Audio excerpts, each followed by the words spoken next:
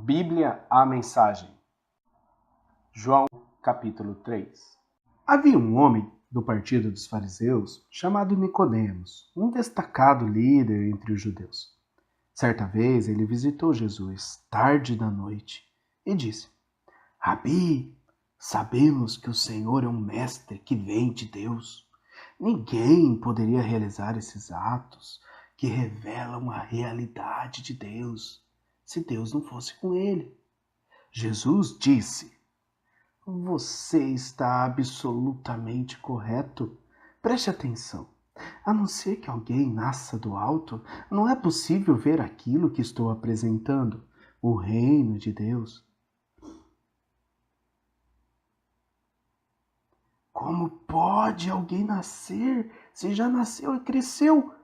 Estranhou Nicodemos.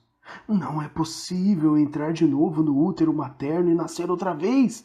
E que história é essa de nascer do alto? Jesus respondeu: Você não entende? Deixa-me dizer de novo.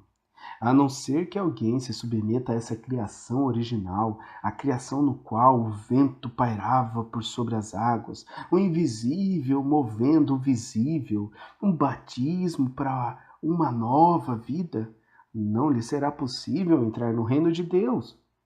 Quando você olha para um bebê, vê apenas isto: um corpo que se pode contemplar e tocar. Mas a pessoa que tem um nascimento interior é formada por algo que você não pode ver nem tocar. O espírito. E se torna um espírito vivo.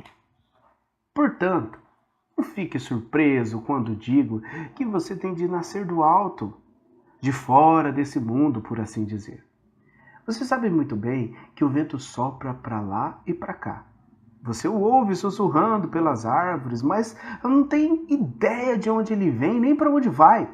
O mesmo acontece com aquele que é nascido do alto, pelo vento de Deus, o Espírito de Deus. Nicodemos perguntou: O que o Senhor quer dizer com isso? Como acontece? Jesus disse: Você é um mestre respeitado em Israel e não conhece o básico. Ouça com atenção. Esta é a pura verdade. Falo apenas a respeito do que conheço por experiência. Dou testemunho apenas do que tenho visto com os próprios olhos. Não me baseio em boatos, mas em vez de encarar as evidências e aceitá-las, você as evita com perguntas. Se quando digo coisas claras, como o dia, e você não acredita em mim, por que eu falaria de coisas que você não pode ver, de coisas de Deus? Ninguém jamais esteve na presença de Deus senão aquele que veio daquela presença, o Filho do Homem. Assim, como Moisés levantou a serpente no deserto para que o povo pudesse vê-la e crer, é necessário que o Filho do Homem seja levantado, para que todos os que olharem para ele com confiança e com esperança legítima recebam a vida real, a vida eterna. Deus amou tanto o mundo que deu seu Filho, seu único Filho, pela seguinte razão: para que ninguém precise ser condenado, para que todos, crendo nele, possam ter vida plena e eterna. Deus não se deu o trabalho de enviar seu Filho apenas para poder apontar um dedo acusador e dizer à humanidade como ela é má. Ele veio para ajudar, para pôr o mundo nos eixos outra vez.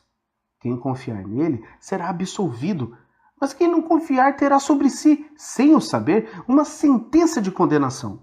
E por quê? Porque não foi capaz de crer no único Filho de Deus, quando este lhe foi apresentado. Esta é a situação. A luz de Deus invadiu o mundo, mas a humanidade inteira correu para as trevas. Fugiram porque não estavam interessados em agradar a Deus. Aquele que pratica o mal é viciado em negar a realidade, iludir-se e odeia a luz de Deus. Não vai querer se aproximar dela, para não ser submetido a uma exposição dolorosa. Mas quem crê e vive na verdade e na realidade, recebe de coração a luz de Deus, de modo que sua obra pode ser vista, pois é a obra de Deus. Depois dessa conversa, Jesus foi com seus discípulos para o interior da Judéia. e descansou um pouco com eles ali. Ele também batizava. Ao mesmo tempo, João batizava em Enom, perto de Salim, onde há muita água. Isso foi antes de João ser preso. Os discípulos de João tiveram uma discussão com a elite judaica a respeito da natureza do batismo e foram perguntar a ele: Rabi, o Senhor conhece aquele que estava contigo do outro lado do Jordão? Aquele a quem o Senhor confirmou com seu testemunho? Pois bem, ele agora está competindo conosco. Ele está batizando também. E todos estão se tornando seguidores dele em vez de se unir a nós. João respondeu: é impossível alguém ter sucesso. Falo de sucesso eterno sem ajuda celestial. Vocês mesmos estavam lá quando deixei muito claro que não sou o Messias, mas apenas aquele enviado adiante dele para preparar o caminho. Aquele que recebe a noiva é, por definição, o noivo.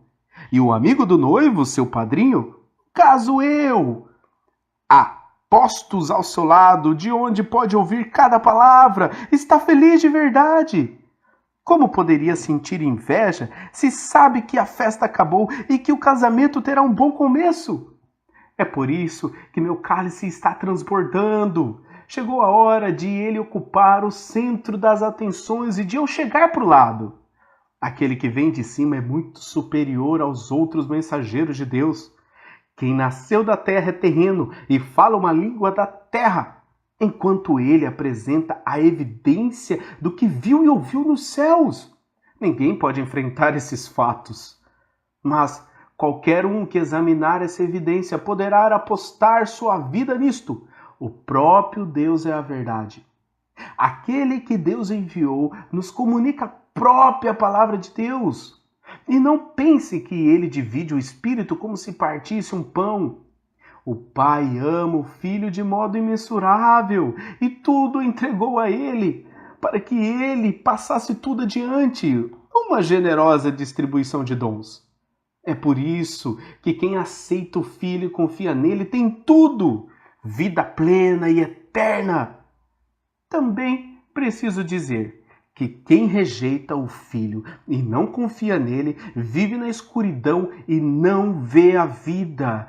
Tudo que experimenta de Deus são trevas e iras tenebrosas no final.